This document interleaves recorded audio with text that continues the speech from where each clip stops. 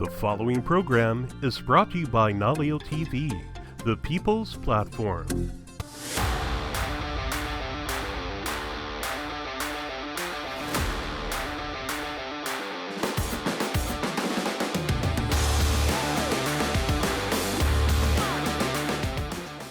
Aloha! Welcome to episode number 73 of Coulda, Shoulda, Woulda. J-E-I-B he. John. And man, we say it week after week. We love the NFL, man. And it does not matter whether it's a team that's on the verge of elimination or sometimes eliminated. The games are still good. You're just watching for the thrill of victory and the agony of defeat. You know, and then for a very long weekend of football and a fun Friday game too. Thank you, NFL, for this Thanksgiving weekend. Bookended it with really fun games. Last night in Hawaii, last game was super fun, to an overtime game for the very relevant Broncos. So it was all there for us. How was your Thanksgiving weekend? I want to have our Thanksgiving dinner at another house. Because I have to clean. But then the worst thing is all that good food left over. Oh, yeah. Somebody's got to eat it. I had to wear an extra large shirt here today. I was going to point out to you. So, you know, they say the camera puts on 10 pounds. Yeah, that's it. It doesn't need to this time. I know. No. But I know. I might love it. The food is fantastic, especially in Hawaii. We got such a variety. My God. Yeah. So the traditional, the non-traditional. And yours? Same for me. Beautiful weekend, great slate of games. I kind of blacked out after the Cowboys game. We'll talk about that, but there's actually throwing the football out in the street with neighbors and things like old school. Beautiful food, put on a lot of weight. Very grateful, very thankful. Terrific weekend, and hope all of our viewers out there also and listeners had a great Thanksgiving week and great start to holiday season. Let's get into this thing. Now, in the old days, Thanksgiving meant the Cowboys. Yeah, it did. And meant the Lions as well. We would consistently lose. But in the old days, the Lions would lose all the time. I remember Matt Stafford beating us a few times. Wow. Yeah. Well, nonetheless, that was the game number one that we invited you to watch along with us, Packers and the Lions. And wow, Jared Goff, he's coming back to earth and showing that I'm just an average quarterback. Okay, you say that, but he wasn't the problem in this game other than the 3 sacks he took, which hurt him. Jared, you know, he did a couple of touchdowns, no interceptions, a really good completion percentage. I think the bigger problem is that Jordan Love matched up with him, kind of equaled that out. Right. And then the Packers had a better run game, slightly good enough, but it was all about the Packers doing to the Lions what the Lions like to do to everybody else. And I read about it, and I kind of stole my thunder because they out-bullied the bully. The 4th down. I mean, right off the bat. Yeah, starting the game, right off the bat. Yes. Taking no prisoners. Not taking 3 points. Not going to play it safe. 4th and 2, and going for the end zone. And it wasn't even a goal line situation. I'm like, ooh. 4th and, and then again, they meaning the Packers, another opportunity on 4th down, couple of yards, take the points, try to keep momentum. Nope, go for it, get it. Wow. In this day we're in now, it's really, they're having that thought set of, we got to make touchdowns. We cannot play against a team that is a high-scoring team and only kick field goals. And you're seeing it more and more from more and more coaches. Matt LaFleur not being one of those guys, which leads me to believe that coming into this game, Matt LaFleur said, we're rolling the dice. We're all in. We get opportunities for situations like that, including ending the game with a 4th down pass. So Packers 3 for 3 on 4th down. Lions 0 for 0. Never even really got a chance to go for it on 4th down. Beat them at their own game. That had to be extra satisfying for Matt LaFleur, who hasn't beaten Dan Campbell until Thanksgiving Day. Is his first chance? Wow, I did not know that. Yeah. Wow. So, and now they're 2-0 against the Lions this year. You know, the prospective favorites coming in, they being the Lions. A huge game for the Packers to beat them at their own game.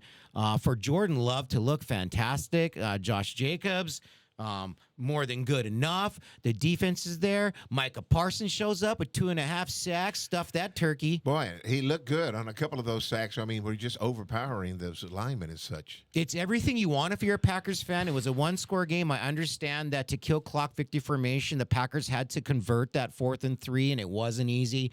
Jordan Love taking pressure in his face. He throws it going down. The ball's high. They come down with it. I understand all that.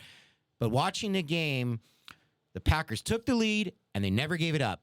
They controlled that game. It was their win. I love it. Good for them. They deserve it. Big win. Pushing the Lions into a bad place. Bad place. Let's see. And for the Lions, okay, well, the Packers, they still got key games 100%. coming up, boy. Yep. They've got the Bears next. Yeah. Yeah, this week. Then the Yeah. Broncos. Ouch. Then the Really? Bears one more time. Oh, yeah, yeah. Then the Ravens. Yeah. And finally, they get a breather at the very end of the season. They'll Probably be Brosmer, maybe. I don't know. That's a breather. At the Vikings. Anybody who's quarterbacks for the Vikings is going to be a breather. But I mean, look at that Green Bay. So against the Bears, two more times. Yeah. Those are going to be some Big time. crazy Physical games. games. Crazy games. Physical games. All right. Well, nonetheless, you get that one correct. Check. Your prediction was 24-22. Yep, slightly off. 31-24. Yep. Better than mine. Detroit 23-19. Okay. Then the second game. Da-da-da-da. Kansas City Chiefs into Arlington to take on the Cowboys. Final score 31-28. I went with the boys 28-24. You went 31-17. You split our scores. We're right there. That's right there, man. Yeah. Right hey, there. Right had the there. faith. And let me say this too, just to be fair. We'll talk next about the Bengals Ravens game because we picked it. Everything's a blur. Everything's a blur after this tremendous performance by the Dallas Cowboys. The Dallas Cowboys. And again, Your thoughts, please, sir. I'm getting reeled back in. I know. By them. Okay, Yeah. the addition of Quinnen Williams, Yep. obviously, Yep. and Kenny Clark, somewhat too, man. I guess. holding up in the front. I there. don't know. Well, they're not. Teams are not running like they were Not before. today. Nope, Even the not that secondary day. now is benefiting from that as well. So Yeah. yeah, it's. I don't know what to say about the don't? Dallas Cowboys. They're going to have to run the table. Yeah. And in addition, get some help from some other teams. You don't think they can take one more loss and sneak their way in? I don't want them to think sneak they their way could win. in. That's the only way they're going to do it is to win the division.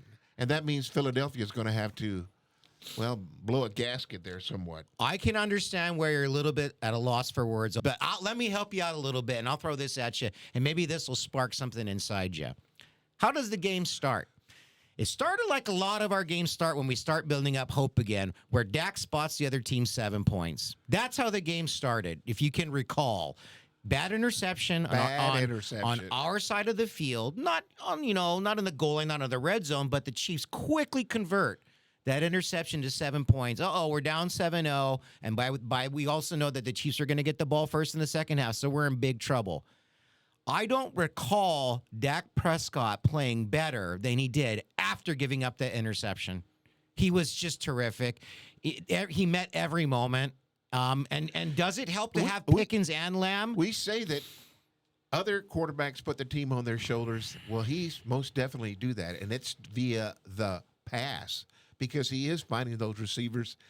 Pickens, my gosh, has become wide receiver number 1A. If not, fine. If not number one, They can trade spots week to week. They being Lamb and Pickens. You can be great this week. I'll be great next week. I'll be complimentary this week. That you be complimentary next week. I don't know if it's a plan. I think it's just how the game sorts itself out. But that's my big takeaway and why I am bullish. Put it all in. Buy all your stocks on the Cowboys. Even though they got a big one coming up next week, we'll talk about, or this week coming up. But it's the fact that Dak put him in a hole. And all of Dak's history, when he puts him in a hole, he buries himself in that hole, and it just gets worse. The opposite happened this time. Dak took control of the game. After the Cowboys tied it up at 7, they were in complete control of this game.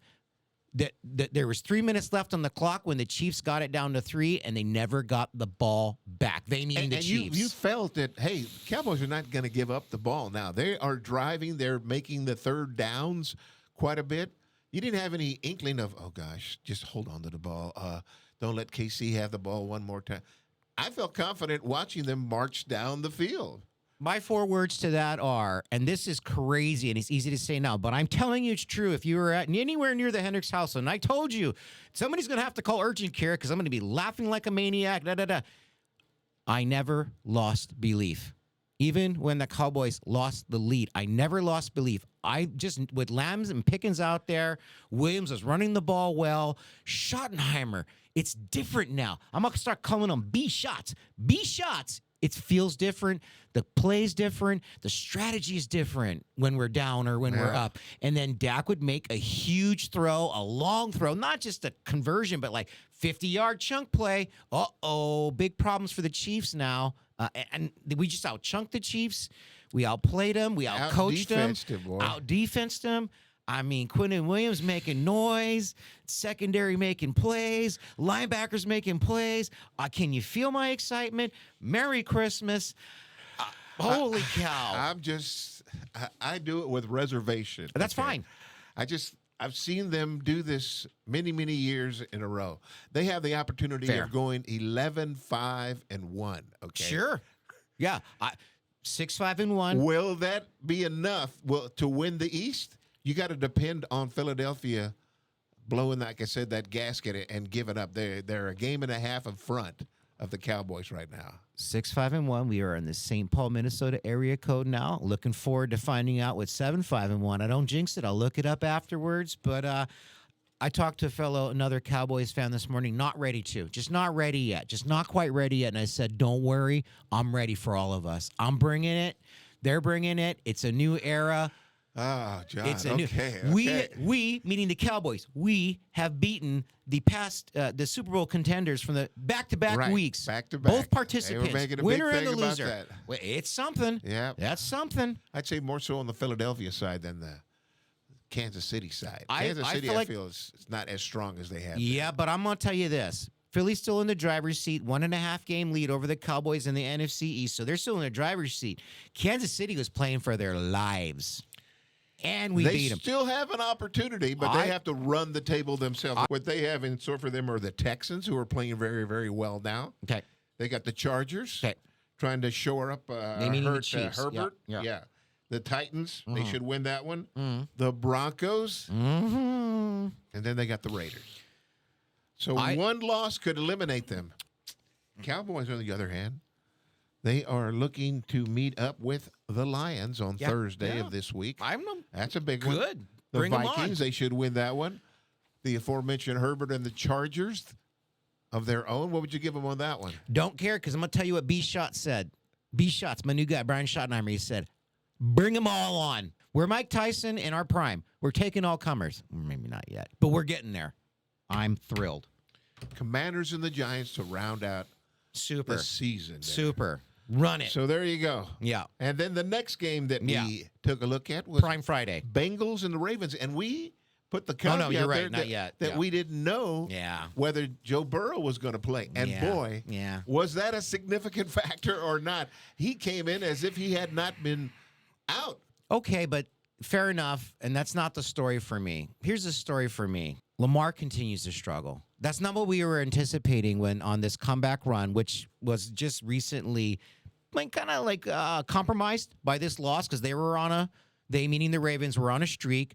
They were establishing a lead in that division. They were doing all these things, and they were supposed to win this game regardless of who started for the Bengals because the Bengals defense stinks. And even when he doesn't win MVP, he still has the numbers to win MVP. Lamar did not play well in those wins, and he did not play well on Thursday. He had an interception and 2 fumbles, and his numbers aren't there. A quarterback, rating of, what is this? What am I looking at? 63.4. My eyes are bad, but 17-32. No touchdowns and interception. Derrick Henry only getting 10 rushing attempts. What are the Ravens doing? What are they doing? That's my question. We're all wondering that. And again, you mentioned that Bengals defense, 31st in rushing yards allowed, 32nd in points allowed, 32nd in yards allowed, 32nd in pass yards allowed, 32nd points per drive, 32nd in yards per drive. Yeah. This is about Lamar not standing up to the moment. I saw I'm sorry. a quote there. Apparently, the Ravens were asked to bring turnovers for Thanksgiving, No. and they brought a lot. Lamar Jackson is supposed to show up in these moments. You got a chance after a 1-5 start to take the season back and actually win the division with the Right. floundering Yeah, Steelers. everybody assumed You that. are a two-time MVP. You're supposedly healthy. This is your chance to stand up against not like you're going up against a good defense or even a great defense or a Oh, my mediocre one. gosh. The Bengals defense isn't mid, as the kids say. It's I don't want to use the word what it is, but it is that, and you don't get it done. And that's the story of this game, and that's a problem, and that's making the AFC North look very lackluster. And is there a mathematical chance that the Bengals somehow win this division? At 3-8. Is there a mathematical chance? Because I They're mean, I still don't in it. understand like they these gotta math They got to thing. get help from other teams and stuff. But I mean, Lamar, to your point, He's has not getting it got done. to get better, man. 8 sacks, 2 fumbles lost, 3 INTs. Junk. Horrible, man. Junk. All right, then the third game that we had were the Black Friday Yeah. Prime Video, seen worldwide. Mhm. Bears 24, Eagles 15. Wow, I had chosen the Eagles thinking they were going to bounce back Yeah. 35-17. You Yeah. took the Bears I did. 23-18, boy. Yeah. And And if boy, I you're would have got right that there field close. goal that missed at the end, I would have been 1 point off. You get nothing for that around here. You don't. You don't get anything for that. You don't get anything for picking underdogs against the spread either. But I'm 11-2 in my last 3 weeks, so I made Jay promise we're not going to actually pick games this week so that I can keep my streak There going. you go, man. Who's Perfect, 11-2? Pretty good. Pretty good. This game was one that I really expected the Eagles to come out a whole lot Oh, better, yeah. but man, Angry. You talk about Yeah. flat. Yeah. Saquon not running to me with authority like I've seen him in games past. What did he Only get? 13 attempts again. It's kind of like the Ravens. Like, is there a plan, or do you start the game with a plan? Like, you got to talk about your scripted plays, and you see how that first, 1 or 2 drives goes, and then you would game adjust there, and then you come up with a plan and a vision for how you're going to run your offense. I see none of that, and so A.J. Brown gets everything he wants. And I don't, by the way, I'm not one of those people that sees A.J. Brown as a problem and he's a prima donna and da-da-da. I think he's just pointing out obvious things that this offense is inconsistent. It doesn't have an identity. And it's not that they're game planning from week to week for defenses. It just doesn't seem like they know what they're doing. They meaning the Eagles when it comes to drawing up an offensive plan, sticking to it, and or making adjustments that then are effective. Now they've had problems on their offensive line as well, but still, this is a club that you think has got the wherewithal to pull it together, and it just doesn't seem to be happening on both sides of that defense, which you pontificate on Yeah. quite a bit. Jalen Yeah. didn't really show up for this ball game. So Jordan Davis, right, and Jalen Carter, Right. your 2 interior defensive linemen that you could not ask for a better combo. You'd want either one of them individually, but to have them together, you think, how is the Bears going to run the ball? And Caleb Williams, you can't count on him to throw you to victory. In fact, Caleb Williams did not have a good game. Not even that many. He had moments that mattered to keep the Bears ahead and to make this. I'm sorry, but this was another game where the Bears were in control throughout the game. Oh yeah, you could throughout see the that game the whole way on through. the that. road. You just And- didn't yeah. feel that the Eagles were going to come back in this ball game. So riddle me this, Mr. Orozco. Jalen Carter, Jordan Davis up front. They got Bond. Bond's healthy as a linebacker. Everybody's healthy. They're all back there playing. DeJean's back there playing. Everybody's out there playing. For me, 291 yards rushing for the Bears. 200-yard rushers, 130 yards for Monangai. See, I can say his name right. You know why? I Yeah. heard it all day long. Yeah, he's getting, Monangai. votes for a rookie of the year as well. Player of the game. He probably got the turducken. He got to eat the turducken. DeAndre Swift, 125 yards, 255 yards between their 2 premier backs, both averaging well over 5 yards per carry. Something wrong. Are we seeing the Eagles we saw 2 years ago that then just fell apart at the end of the year? What's going to turn this thing around? I mean, just running it down their throats, no problem, complete command of the game. Really timely defense, too, by the Bears, playing defense when it mattered. Hurts wasn't sacked. He had a decent game. He technically had a better game than Williams did, but not enough Saquon, no real plan. I just feel like Philly's just they're limp. Okay, but let me go back to the Bears. Talk to me. Let's talk about the team that matters more right now. The Bears, you have been saying, man, show me some quality wins. Show me. They had a quality, quote unquote, 6-4 Steelers. No, not good enough. No, I say 6-4, 6-5 Steelers now. Yeah. But here was the opportunity to show, hey, that we are a real team here. Yeah. This team is well above 500. In fact, a lot of people were saying, hey, they're headed to the SB. Well, and with the Rams' unlikely loss to the Panthers over the weekend, the Bears are a number one team. They are the number one ranked team in the NFC right now. 9-3. And they deserve it because we said show me, and they showed. They showed Philly. Oh, boy, they did more than that. They did more than that. This was a massively decisive win for them. Feeling great. They should be looked at as realistically being able to win any game they're in right now. You think so? Yes, absolutely. They got the Packers next. Now, that being said, the Eagles are somewhat on a downward spiral. You didn't catch the Eagles coming off of a 6-game win streak or anything like that. I get that. But the way they won the game, line of scrimmage, running the ball, on both turning the sides ball of over. the ball. Hey, what do they always say? The run game and defense, that travels, and that plays well in the tournament. So that's what you like to see. That's what you like to. They're not relying upon a hot quarterback that's hitting all the receivers on long down the field throws. They're not relying upon that to win these games. Defense wins championship. So they got the Packers first, then the Browns. Browns, they should talk win that about one. it. Then the Packers again. Yeah. Then at 49ers.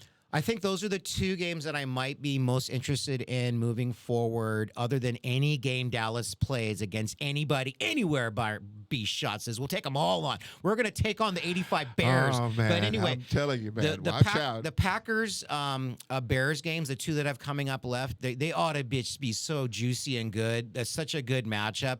We don't know how they're going to they haven't played each other yet. We don't know how they're going to match up. They've also got a Lions game at the very end of the season. It may not matter at that point. What if they handle the Packers at least once or both times? It might not even matter. I'm not there yet. Let me just start with the divisional games. It's the first opportunity. Chicago at Green Bay. They're both coming off of big wins. Green Bay taking out pushing the Lions further back into the Lions' den, kind of pushing them into irrelevancy. We talked about that. Chicago fighting for recognition, fighting for respect. Yeah, I think so. So this is the first big one. It's your first big game that's coming up on Week 14, a divisional game. The one who wins this one is going to control it from the rest of the way. We'll call it we'll call it a steering wheel game. Whoever wins, you got the steering wheel. You're driving the bus. You're in the driver's seat. Okay, same thing. I'm going to look at Indianapolis at Jacksonville. Same thing. Steering wheel game, right? Wow. Yeah. Who'd have thought that? This is a critical game in the career of one Trevor Lawrence. If there's ever a game where he has to show up. Yeah. And again, use that terminology again. Right. Put the team on his shoulders. Yeah. They are dependent on this. Is the farthest. Yeah. And get that. The farthest they've come in a long time to getting a sniff of the playoffs. They have to beat Indianapolis and continue to hold that top slot in the South. It's amazing. And with the Colts on a spiral downward and Jacksonville on a spiral upward, what continues? Do the Colts downward trend, does that continue? Boy. Or the Jacksonville Jaguars upward trajectory, does that continue? I mean, I don't make me pick. I don't want to pick. I just want to watch and enjoy it. And I don't think Trevor Lawrence has to be great to win this game because he's going up against Daniel Jones, and Daniel Jones is not great. It's just really, it's just can the Colts come in with Jonathan Taylor and just say, nah, we're back on track? I mean, there's another big one. Okay, how about this one? Pittsburgh at Baltimore. I mean, a combined record of 12-12, or wait, no, they're 12-12.